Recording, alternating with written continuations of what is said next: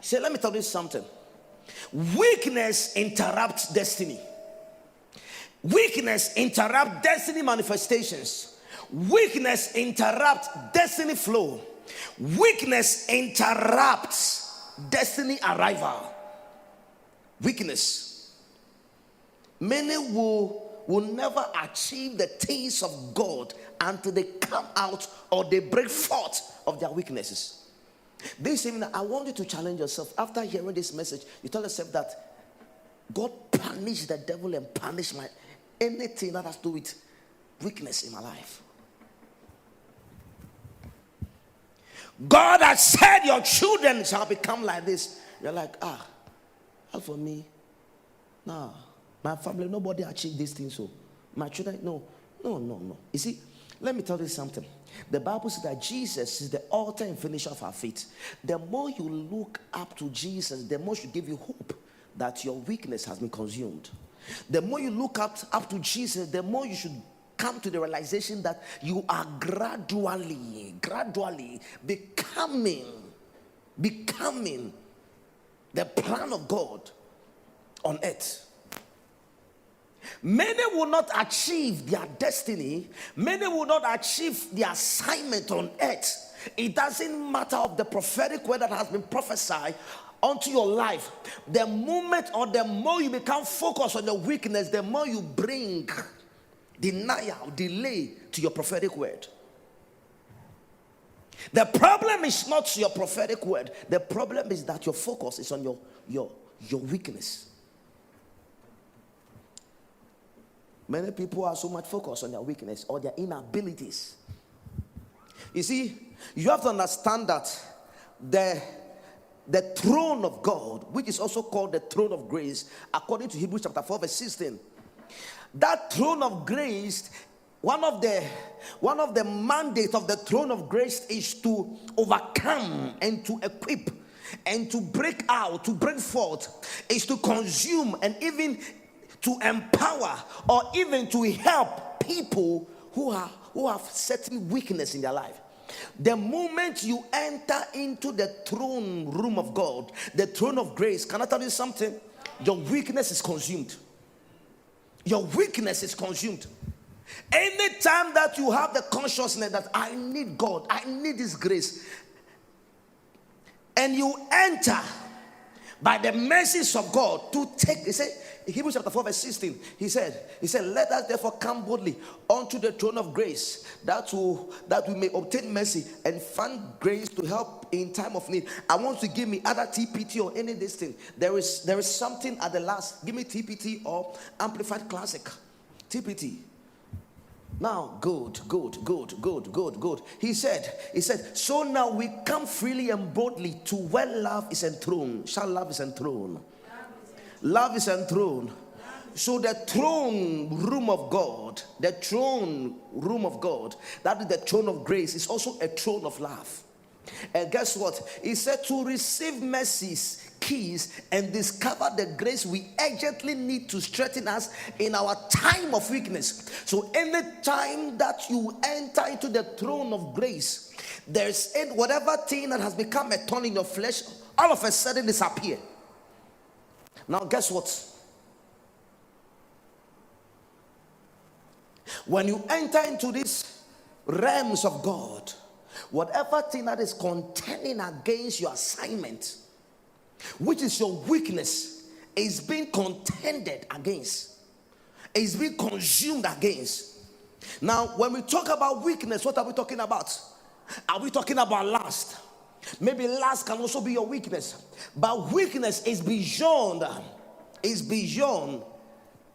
immorality. Weakness is beyond immorality. When we talk about weakness, it is not all about immorality. So many of us are centered our weakness to be to the place of immorality, to the extent that we are not getting it right because something that we are refusing. It's like you are solving an equation and you are missing a principle, and those of you who have studied elective maths, there are so many principles in solving certain questions. Now guess what? When there are laws and there are principles, when you are solving and you miss maybe a principle, you might not come to the final what? Answer. So maybe you are praying that, oh God, this thing, maybe it is beyond, until you come to the place to realize that this is also part of my weakness. You will still be there. Weakness is not all about immorality.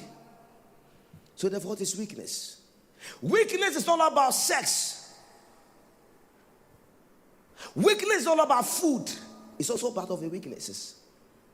Some people, they have weakness. Anytime they are fasting, they cannot fast. The moment they perceive watching, they have to break their fast. The moment they perceive gobe, they have to break their fast. The moment even somebody is cooking from a far distance, it is during this fasting that your spiritual senses become activated, that you can perceive from a long range and to go, God deliver you.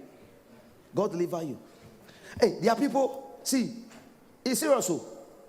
When you are fasting, their nose is too sharp, their ears is too sharp, and their eyes is too sharp, because they can detect where the food is. It seems I'm only talking to Cornelius, because it seems I'm dialing his numbers. You see, when you are fasting, and maybe they have kept maybe some bread or maybe some leftover somewhere. They are seeing that thing, though.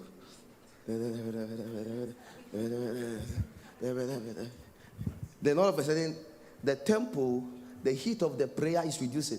Then the watch time. Charlie, me my bread.